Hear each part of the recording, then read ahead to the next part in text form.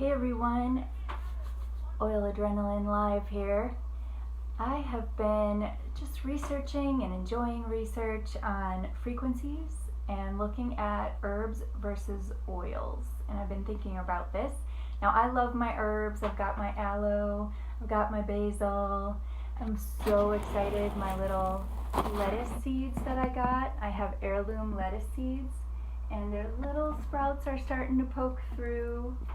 Just starting to poke through. Kind of early, I'm surprised.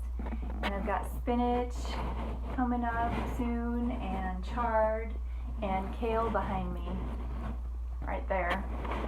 So I've been using this lemon, peppermint, and lavender spray. Mostly lemon and lavender, but just a bit of peppermint to keep away the critters and the spiders while I'm growing all these wonderful things. So I wanted to share kind of the difference between the herbs and the oils. So I am studying from the desk reference. This one's the 7th edition. And one of the things it showed was that one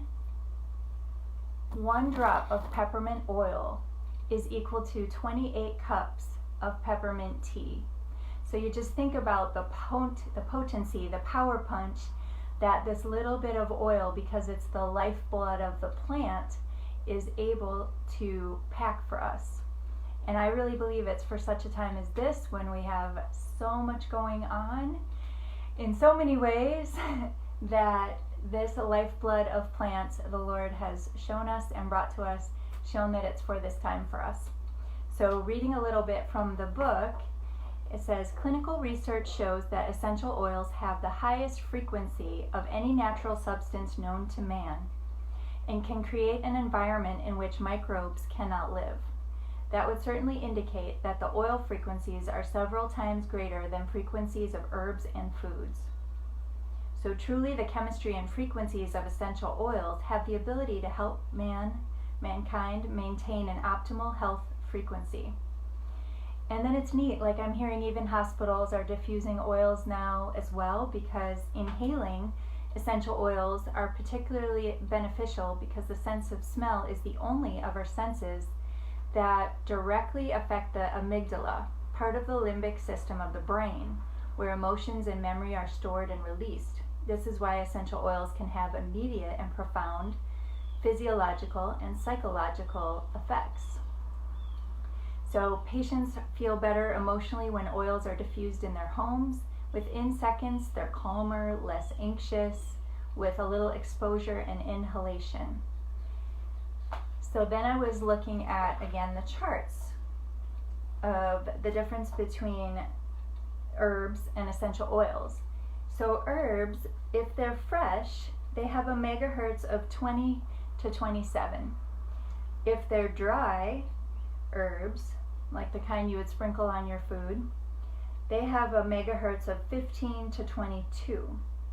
Essential oils start at 52 megahertz and go as high as 320 for rose. So we're seeing how keeping our frequencies up in this time of a lot going on is very important and very vital for our moods, for our physical makeup, for our bodies. And I've been sharing a little bit each and every day about the things that I'm learning. So I will keep going on frequency studies and eventually have a class put together on that. And then just interesting, I've been looking more and want to share about the back of this book. It has kind of an index of what oils do you use on what, right? So this book comes in a small size and a big size. So, and the small size I think is around $14, $15 on Life Science Publishing, if you look up Life Science Publishing. And then it has a big size as well, that's maybe more around $40, $50. So it's definitely my important reference book for knowing what oils to go to, other than just looking it up. You know, you can Google whatever. But looking it up, you know, and you have every single issue in the back of this book under one form or another, like hair and scalp issues, you can look up and see, oh, lavender is really supportive. Cedarwood is really supportive for that and very helpful. And then it tells you how to put them together, how to use them. Should I diffuse them? Should I put it on topically? You know, is it okay to ingest them? So this book is key for all things like that.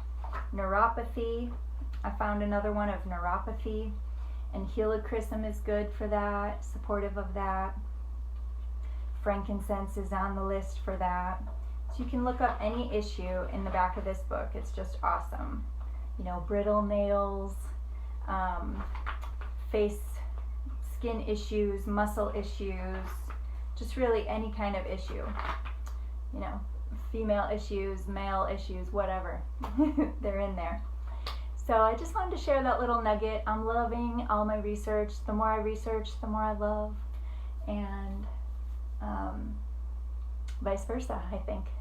So loving my oily, adventurous life, loving my natural or supernatural life, and just want to keep sharing these little nuggets of things I'm learning.